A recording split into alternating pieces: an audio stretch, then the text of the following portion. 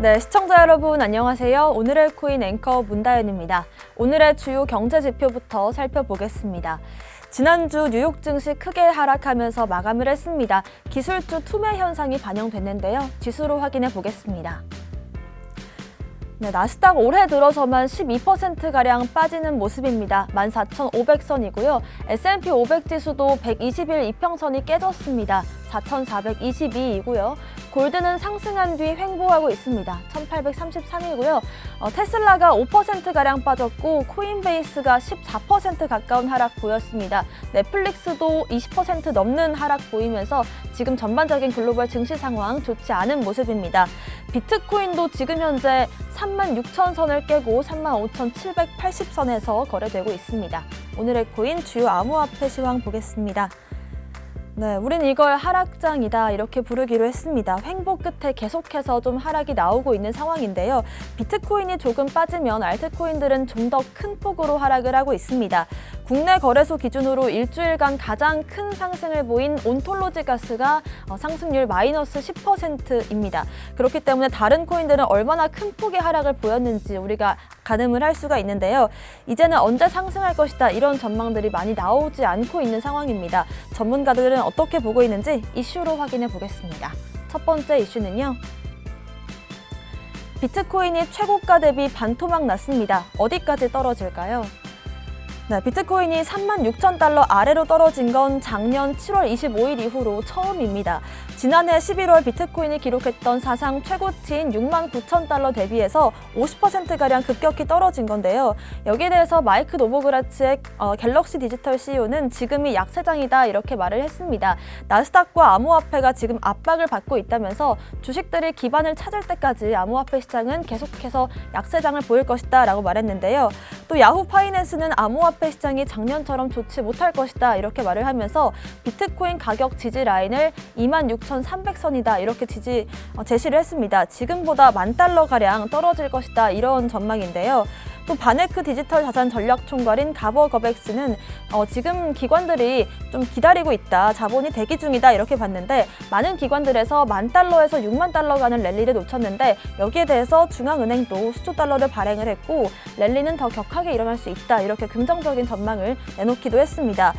주말 사이 어마어마하게 떨어지긴 했는데요. 앞으로 또 하방 지지 라인 테스트를 몇 번 더 할 수도 있다 이런 전망들도 나오고 있는 상황입니다. 기사에서 언급된 지지 라인들 체크해 보시길 바라겠고요. 또 마이크로 스트래티지의 평단을 잘 지켜주는지 테슬라의 평단도 잘 지켜낼 수 있을지 한번 지켜보겠습니다. 두 번째 이슈 보겠습니다. 하락장 속 온톨로지 가스가 급등을 했습니다. 어떤 코인일까요? 네, 온톨로지 가스 코인이 하락장 속에서 큰 상승을 보이기도 했습니다. 온톨로지는 데이터 교환을 위한 차세대 멀티체인 퍼블릭 플랫폼인데요.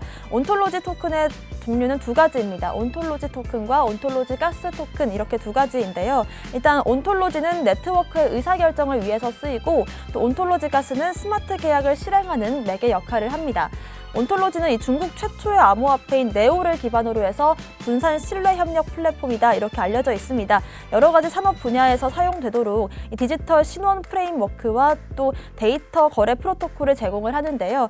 보험과 헬스케어, 금융, 정부기관, 공공복지, 또 저작권과 광고 같은 여러 가지 사업들에 적용할 수 있는 스마트 컨트랙 시스템도 포함하고 있습니다.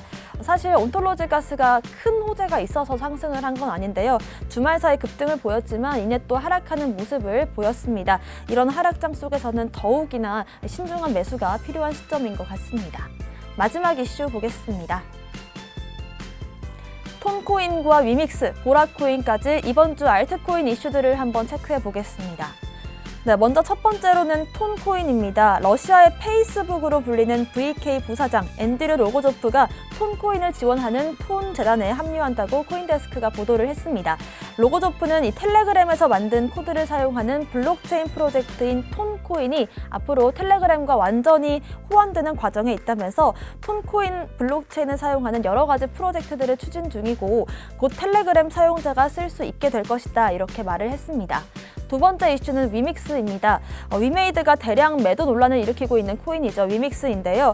앞으로 매달 1,000만 개씩 자금을 물량을 내놓겠다라고 말했습니다.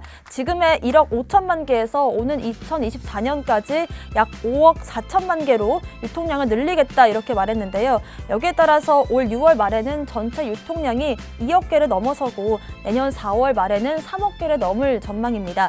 내년 10월에는 위메이드 직원들에게 배분한 물량 6천만 개가 시장에 풀릴 예정입니다. 이 부분 꼭 체크하시길 바라겠고요.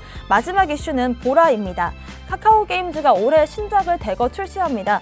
카카오게임즈는 일본에서 흥행을 했던 우마무스메 프리티 더비를 비롯해서 가디스 오더, 에버소울, 디스테라 등 여러 가지 게임들을 연내 출시할 목표를 갖고 있습니다. 여기에 대해서 카카오게임즈는 이 NFT와 P2E에 진출하기 위해서 앞으로 보라 생태계를 확장하겠다 이렇게 밝혔습니다. 기존에 진행하던 이 블록체인 서비스를 중지를 하고 보라 리브랜딩 프로젝트를 진행하는 걸로 알려졌는데요. 보라 생태계를 확장을 해서 P2E 게임 플랫폼으로 앞으로 활용을 하고 또 카카오 생태계와 밀접한 관계를 구축할 전망이라고 밝혔습니다.